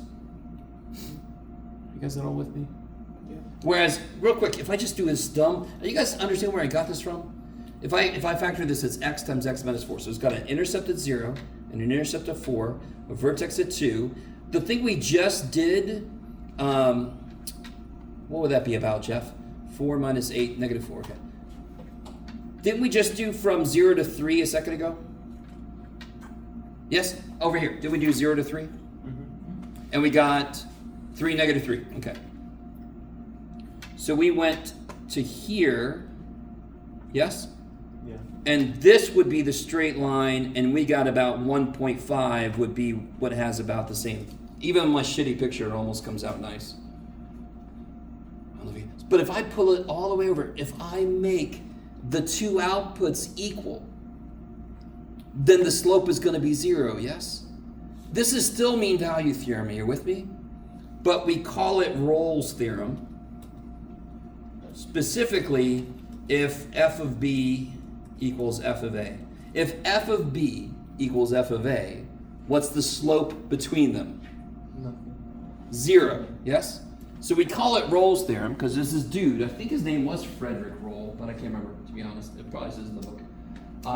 He independently did this theorem, and at the same time, there were other people that did the mean value theorem. So we still want to give Rolle's props. Like, good job, Rolle's, but we got a better thing. This is a specific instance of mean value theorem. It's just where this happens to be 0. So when you look in the book, you're going to see Rolle's theorem, then you're going to see mean value theorem. I really want you guys to realize they're both the same stupid thing. We just call this one Rolle's to give him props. Very often we call a theorem a thing just to give them props. It's the same stupid thing. Same process, yes? Okay, maybe you guys are with me. I don't know. Okay. So real quick, just to show you why theoretically, if I have this and I go from this point to that point, can you guys see more than one place? So maybe about right here. No, probably a little more there. There we go. And maybe about right here. Yes? So if I have a cubic function, when I take a derivative, I get a squared. I'm going to get 2 answers when I set it equal to something because quadratic formula, blah, blah, blah. Okay. I like it. But the process is pretty straightforward. I'm hoping. So here, let's try this. Yeah, I should be able to make something that's not too evil. Can I do that? Is that within my wheelhouse?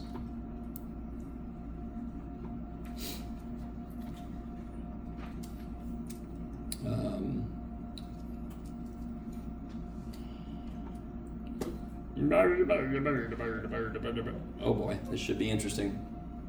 Let's do this one together because this is coming out of nowhere, so who knows? So to use mean value theorem, there's 2 main things I got to create, and then I set them equal to each other. What's one thing I need to create? A derivative. A derivative. 3x to the second minus 6x. And then how do I create the other thing I need? And points. Points. Plug them So if I plug in -1, in. It's -1 minus 3. 4. Negative If I plug in a 4, I get 64 minus 48, which is 16. 4. Is everybody with me? How do I get the slope here? Slope. That's crazy. Y2 minus y1. So 16 minus -4 is 20, 4 minus -1 is 5. I got a slope of 4, so then what do I want to do with all that mess?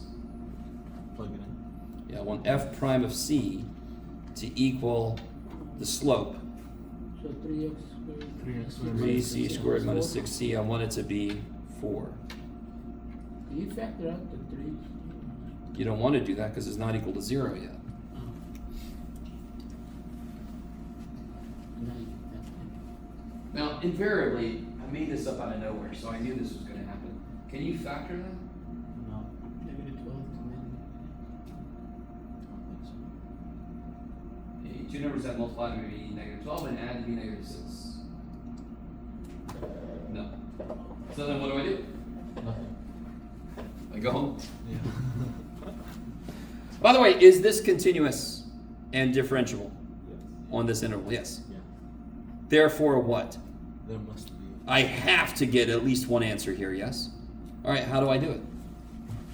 Come on. And when you can't factor, damn. Oh, quadratic formula. Yeah, quadratic formula. Negative b plus or minus b squared minus 4ac all over twice a. Okay. And whatever the shit that is, who cares? I'm gonna get how many answers? 2 plus or minus. Yeah. I almost don't care. Now you just throw it in the calculator, I don't care. Now, real quick, what's got to be true about the 2 answers? We might want to go another step here because One has to be. this will be 6 plus or minus square root of, what is that, 84? So 6 plus square root of 84 over 6 and 6 minus square root of 84 over 6.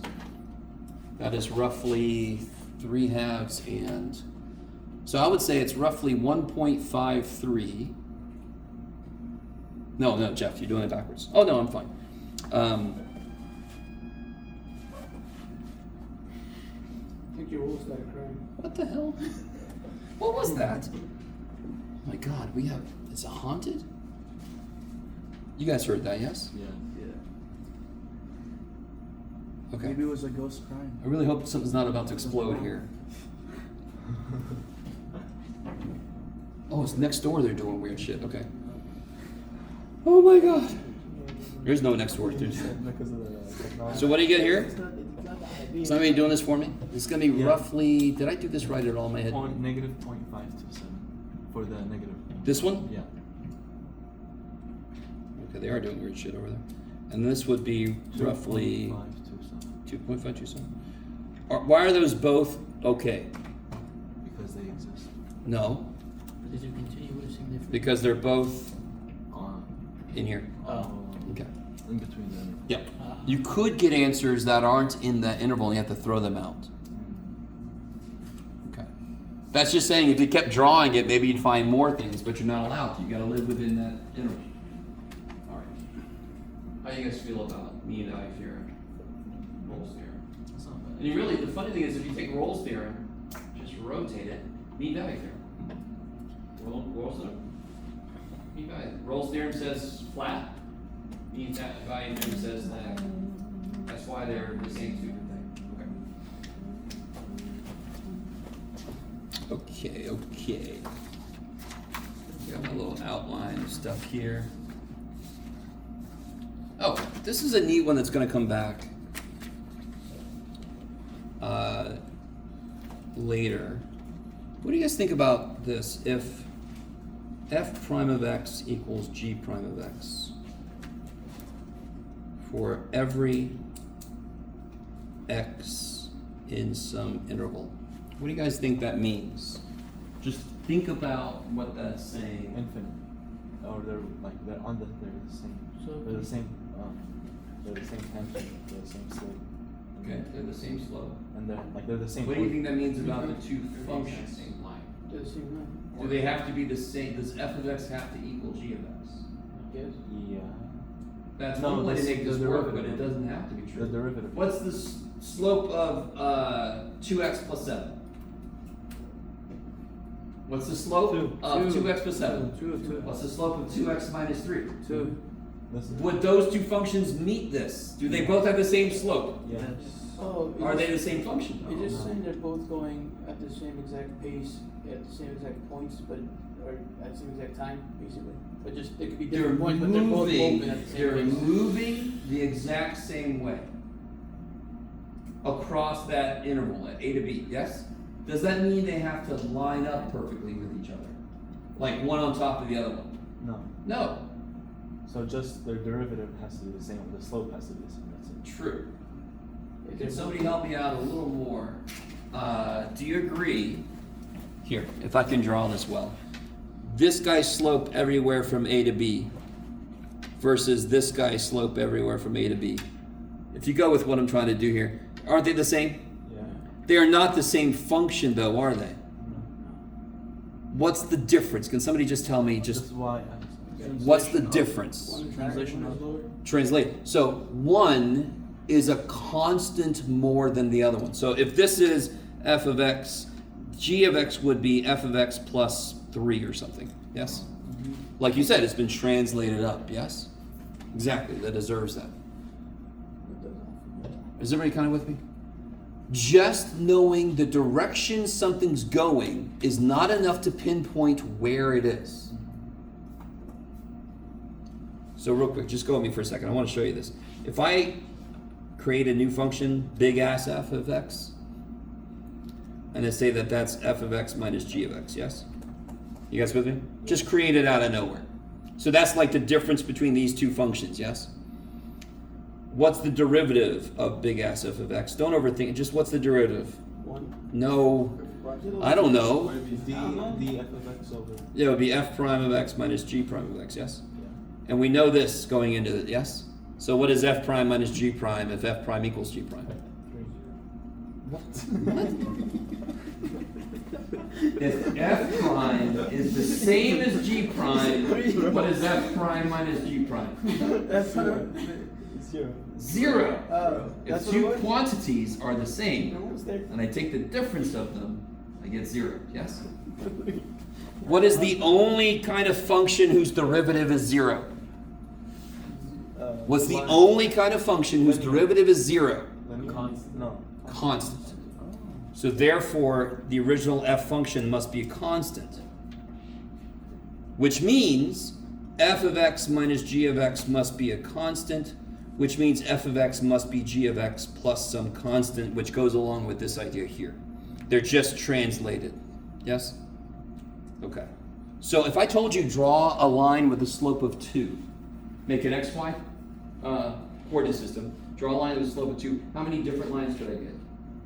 As many people as in the room. Probably not infinite. I doubt that anybody's. You drew one, you drew an infinite number. Holy shit. You guys still with me?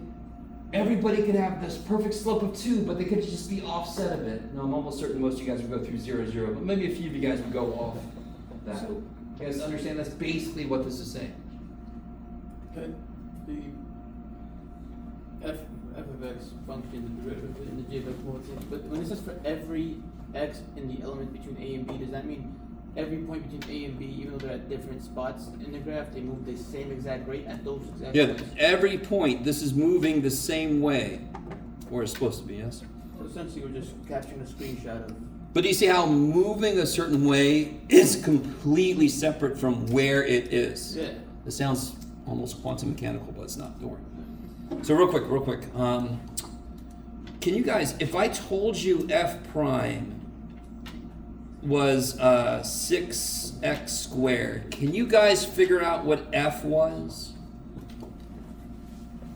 Yeah. Do you see how this is going backwards now? If I took the derivative of something and I got 6x squared, what did I take the derivative of?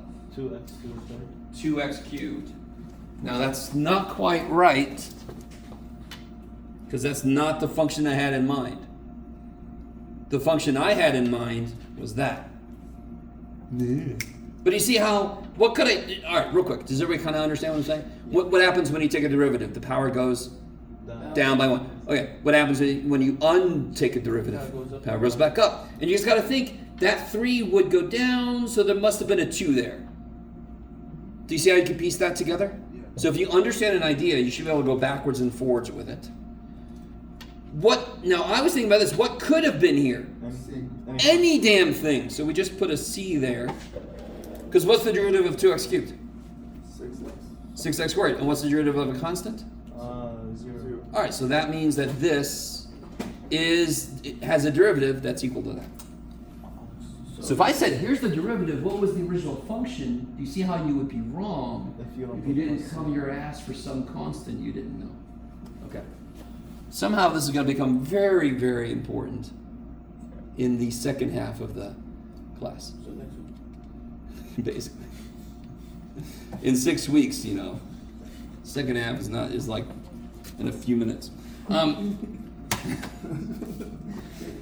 All right. So right now, that's not a huge idea. It's not going to be like 20 problems are going to revolve around that idea. But that idea is going to come back. So the last thing I want to talk about today. Last thing for today. And then just to let you know, Monday, obviously a big part of Monday is going to be a review for the test. I'll have to practice answering how the quiz is graded. Monday we're going to finish up 4-5, which brings back stuff like vertical asymptotes and horizontal asymptotes and everybody's favorite subjects. But the last thing I want to talk about today is one of the kick-ass coolest ideas that ever existed. So let's see. What if I had to figure out this limit? What do you got, Jeff? Oh shit, it would have been good to make something up before class, but too bad, I didn't. What's a good one to do, Jeff? Ooh, I know.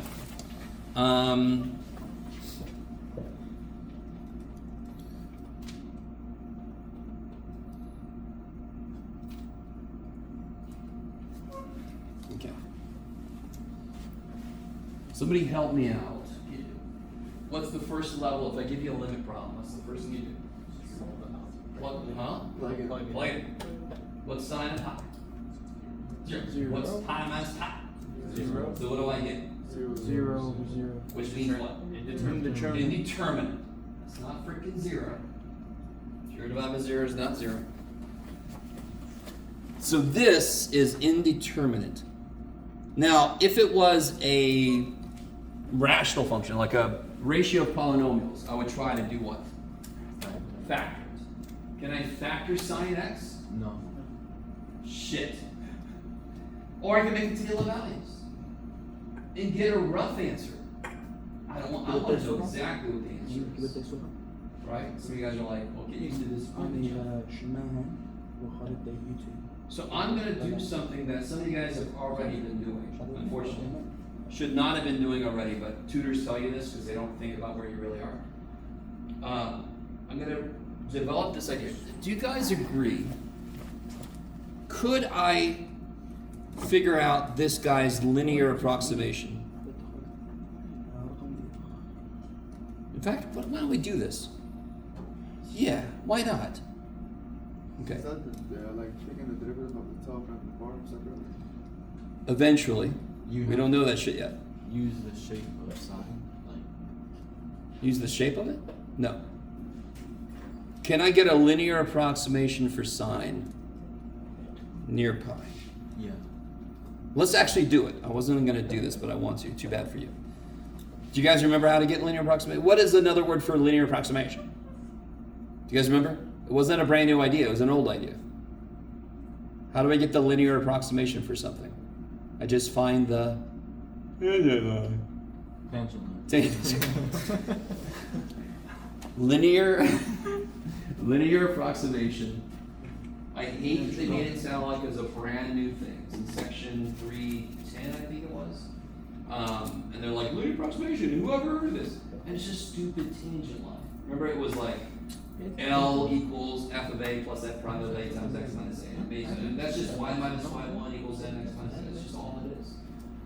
Can you guys find the tangent line to sine x at pi? Yes? Can you guys do that? Yeah. So given this, and what's the point? pi what? We just figured this out earlier. Pi what? Sine. Pi 0, yes? Because you get a 0 out when you put a pi in. Can you get the tangent line at pi 0? You did. You did. You totally can. One. Just get the tangent line. You can do it. Go. That's all I want from you right now. Is what's the tangent line Pi is 1. to sine x? Sine. What? It is sine. Sine of pi. No, it's cosine. Or negative. I don't know. That's a great first step. All right, what do I need to get the equation of a line? What two things do I need? Derivative. I need a slope And then you need the point. and a point. Do I have a point? Yes. Yeah. Oh, what's the only thing I don't have? Slope. If only we were like in calculus class or something. So the cosine. How do I find the slope? Yes? Derivative. Derivative of sine. So you're telling me that's the answer without it being the answer. It's the next step. Now, what do I use this for? What is Plug this? in the points to the cosine. Plug what in specifically? The pi and The 0. No, I don't use 0. Like a pi. Because what does this need? Pi. Needs the x piece, yes? Yes. Okay. So it's f prime of pi. so cosine. Isn't it 0? Yeah, because no. It's 1. It's 1. It's 1. Sorry. Oh, pi is 0. Negative 1. Because where am I at? Where's pi? Believe it or not, that was my next. Where is pi, guys? It's on the ground. It's on the x-axis. All right. Unit circle, yes? Unit circle. There's 0. Where's pi? Oh, All the way over there. There. What's true about the x on this side? it's negative. Negative, there, and since it's on the x-axis, cosine's the biggest it could be, just negative 1. Because cosine likes x, sine likes y. So Koto don't do shit for you. Okay. So tell me again, what's this answer? What's this? Negative. Negative 1. Now, can you put together the tangent line? Yes. Y minus 0 equals negative 1 parentheses x over minus pi.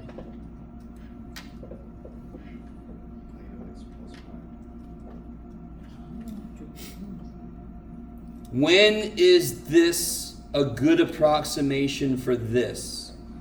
When x is. When x equals pi. No. When I mean, when x equals pi, it's perfect. Oh, when But x I is said, when is it a good approximation? when it's around. When it's close to pi. Okay, I need you guys with me. I need you with me. The further I get away from pi, the more that approximation sucks. The closer I get to pi, the better it gets. What's the whole idea of this thing? What's he doing? Approaching. Getting how close? really close. Really close. So he's getting so damn close that I could actually say this is approximately. You can do it, Jeff. What do we have? Negative x plus pi over x minus pi. So essentially what we're doing is reversing from going to find the limit to finding the equation. Is that We're not going to do this. what was I need you to understand why we're going to do what we're going to do. Can you imagine if I make this function any more complicated? Do you want to find tangent lines all the damn time, or do you want something quicker? Okay, so we're going to do this for a very simple function. I'm going to show you, and you can see it literally happening, and then I'm going to show you what we're going to do when the functions get worse so we don't have to do all this shit. So up here, what do you get? By the way, can you factor a negative out of the top? What do you get? X minus 4. Oh, x minus pi. And what happens? Cancel. These cancel, so you get Negative. negative 1. Yes? Okay.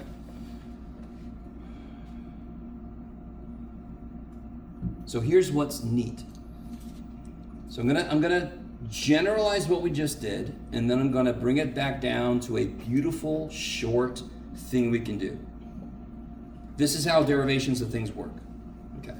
So I've got the idea kind of down. I could make a linear approximation for all my functions and then kind of do the limit from there. I don't want to do that all the time. Please, dear God, Jeff, don't make me do that shit. I don't want to. So what if I have a situation, oh my God, this paper is all over the place, where I want to do the limit as x goes to a of the ratio of two functions, yes? And this is indeterminate. Now, one way to be indeterminate is 0 over 0. Another way to be indeterminate is infinity over infinity.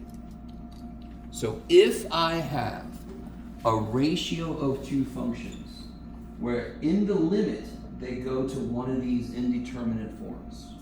So everybody with me so far? Then what we're about to do can be done. So this isn't quite the process yet, but do you understand how I could take this and I could make this become, let me see if you guys are really with me, the slope of f x minus a over the slope of g.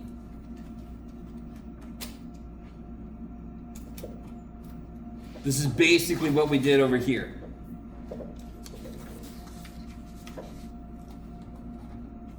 These cancel, yes? The same way those cancel. How do we get the slope of f? Isn't that just f prime? You guys cool with this? This is the slope of f, and this is the slope of g, yes? Okay, So you find the derivative of f over the derivative of g. yes. This is the actual process. So instead of making the full linear approximation, we can instead just compare the derivatives. Now, I've been talking about this forever. Not forever, but a few times. The limit, if it's indeterminate, it depends on who's getting to where they're going faster. So real quick, a really easy example. We all know this. Let's see if you guys are cool with this. What's the answer to this? The derivative? No. What is the answer? We know this. No, come on. Indeterminate. Stop. We know this from before. What's the degrees? Oh. That's the third degree is bigger than the second. So what's the limit? It'd be infinite. Negative infinity? No, it was Where's the degree bigger? on the bottom. So I'm dividing by bigger and bigger. So my answer should be getting. Smaller. So the limit is. Negative infinity. When you say smaller, I what thought do you you were gonna mean? slap me whole. Are my answers ever negative? I was Does it gonna go put to zero. positive infinity? Oh. So what do we mean when I say smaller, I mean go to zero. When I say bigger, it could be negative infinity or positive infinity. With me. Negative infinity is big negative. It ain't small. It's big negative. Right. So bottom's degrees bigger. The answers are getting smaller. The limit is zero. Yes? When the bottom degree is bigger, the limit is zero. Yes.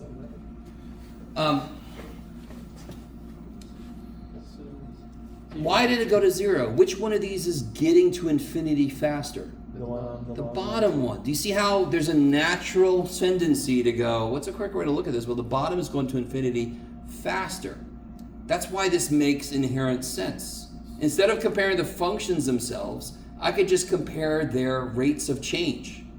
Whoever's going to their respective places faster is what's going to determine the answer, yeah. So if the numerator is bigger than the denominator, that's the infinity. If they're the same, it's you just divide Yes, them so by if it would have been two. x cubed over x squared plus 1, then it would have been infinity. Yeah. Yes, okay. So if I want to apply L'Hopital's rule, I'm sorry, I just used the word. This process here is called L'Hopital's rule. Because that's the name of the dude that came up with it. Affectionately, I'm going to call him medical dude. Sort of like we have old Greek dude, now we have medical dude.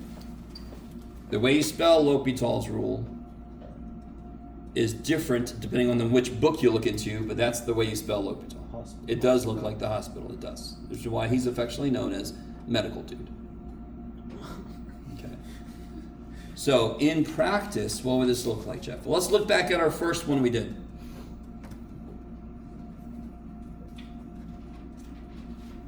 I can apply L'Hopital's, and this is how I tell myself I'm doing L'Hopital's. So what am I about to write down has an equivalent limit, but it's not equal to this because I'm not doing algebra to it. I'm doing L'Hopital's rule to it. So you find the derivative of the first What's the derivative of sine x? cosine. That's insane. What's the derivative of x minus pi? 1. Is this still indeterminate? How do I know there's no way in hell without doing anything? Because the bottom's 1. So it can't be 0 over 0, and it can't be infinity over infinity because it bounds to 1. So what do I get when I plug a pi in? What's cosine of pi? No, 0. 0.9. Cosine likes x. Pi's on the x-axis. Negative 1. Yeah, you're right. He's not right. Okay. So negative 1 over 1 is negative 1. Is that what we got earlier? Yeah. Yes. Isn't that a very quick way to do these? If you look back, now listen, if you look back at any problem we've done in the past, for example, this problem here. Yes, yes, yes, yes. Yeah. How did we have to do this before? Factor. How can you do it now? Derivative. 3x. So I can apply L'Hopital's. Why can I apply L'Hopital's? Because this would become 0 over 0. So L'Hopital's works, yes? So what's the derivative of the top? 3x squared. What's the derivative of the bottom? 2x. Now, for some reason, students can't just, what can I do with that? What can I do with that? No. Well, yeah, I could plug a 3 in. But since x squared. But can't I kill an x? Yeah. Okay. So wouldn't this be infinity again? Since x squared is. What are you talking about? No. Am I going to infinity? No. Okay. Oh, just distance. Okay, I passed. And you could have plugged a 3 in, but I mean, if you can reduce, why not? So simplify, in general, I just want to say whatever you get, simplify it before you do any more shit. What's the only time L'Hopital's rule works? There's got to be two things happening. 0. There's got to be a ratio, and it's got to be some indeterminate form. 0 over 0 or infinity over infinity. Is this either one of those? No. You can especially see it if you reduce it, yes? So what's the answer? So it'd be 3 times 3, which is 9 over 2. 9 over 2. Done. If I did this the old way, You don't have to factor out. died. Yeah. This would be 9 plus 9 plus 9 is 27 over 6, which reduces to 9/2. Yes? Yeah. That's much nicer, maybe? You guys kind of with me? Yeah. Plus, we don't really know derivatives. Yeah, no. So, last example. What if I had to do this? What you got, Jeff? Yeah. First question. I'm talking about this in the context of L'Hopital's rule. Why does this look like L'Hopital's rule could not apply? Because it's Not a ratio. Not a ratio. But it could, right? Kick ass. What form is this in though? What do you get when you try to plug 0 in? You get 0. So far, so good. Times. You can't stop at 0. 1 over x. What?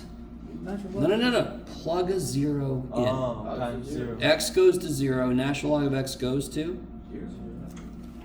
Okay, Infinity. What does natural log of x look like? What does natural log of x look like? Can anybody draw it in the air for me? Natural log of x. What is this? What is this?